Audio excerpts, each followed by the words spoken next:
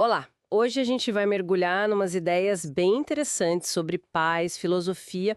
Vamos focar nos textos do Daisaku Ikeda. Isso aí, para quem talvez não lembre, ele foi uma figura central na Soka Gakkai, né? Terceiro presidente, e depois fundou a Soka Gakkai Internacional, a SGI. Exatamente. E a SGI tem essa proposta de buscar a paz pela mudança de cada um, pela cidadania global. Um trabalho bem amplo. E uma parte importante disso eram as propostas de paz que ele escrevia todo ano, desde 83 até 2022. Pois é, e hoje a gente separou uma específica, a de 1998, chama A Humanidade e o Novo Milênio, do caos ao cosmo. Bem na virada do milênio, né? Uma reflexão. Uma reflexão importante, olhando para o século XX e tentando projetar o futuro. Vamos ver o que ele dizia, então. A proposta, pelo que vi, começa meio que fazendo um balanço do século XX, né?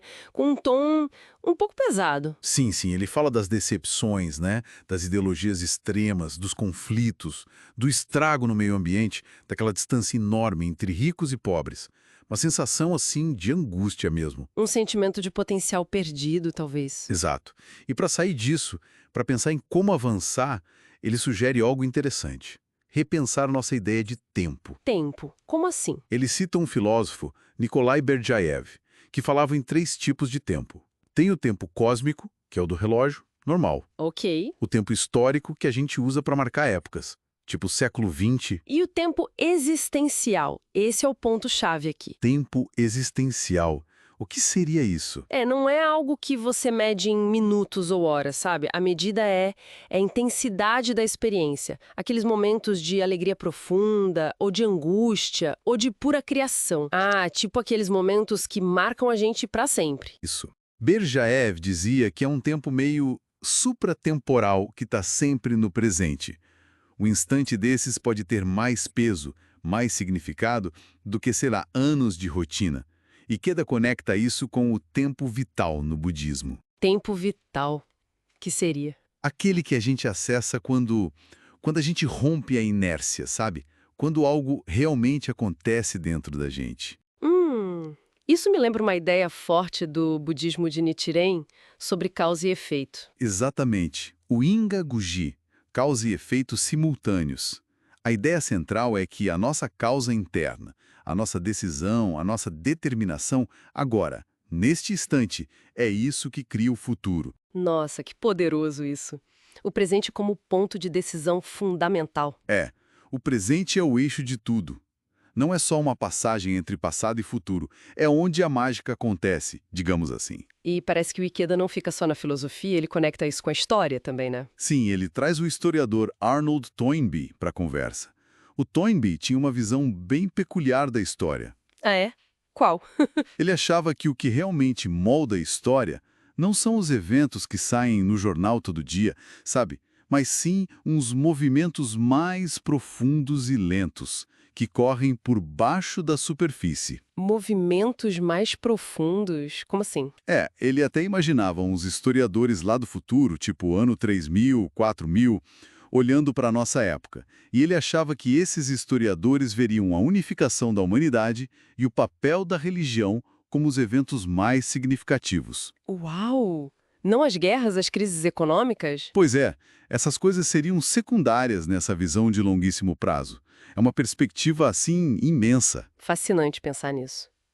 E falando nesses grandes movimentos, a proposta de 98 já olhava para a globalização com um certo cuidado, né? Sim, uma crítica bem interessante para a época. A preocupação era que a globalização fosse uma coisa meio imposta, sabe? Vinda só dos países mais ricos e que acabasse apagando as culturas locais. Entendi. Uma homogeneização forçada. Isso. Aí ele cita Humberto Eco, que sugeriu que o símbolo do novo milênio não devia ser uma flecha única, tipo um progresso linear para todo mundo igual, mas sim uma constelação. Constelação. Que bonito. Várias luzes diferentes brilhando juntas. Exatamente. Valorizar o pluralismo, a diversidade, cada cultura com seu brilho. Ok, uma constelação de culturas. Mas como a gente vive junto nesse mundo, então? Se não é para todo mundo seguir a mesma flecha. Bom, aí o Ikeda resgata uma ideia do fundador da Soka Gakkai, o Makiguchi, a tal da competição humanitária. Competição humanitária. Parece um paradoxo. Mas a ideia é mudar o objeto da competição. Em vez de competir por poder militar, ou dinheiro, ou influência política, as nações deveriam competir para ver quem contribui mais espiritualmente, culturalmente, moralmente. Ah, uma competição para ver quem faz mais o bem? Tipo um poder brando? Exato. A essência é cooperar, na verdade.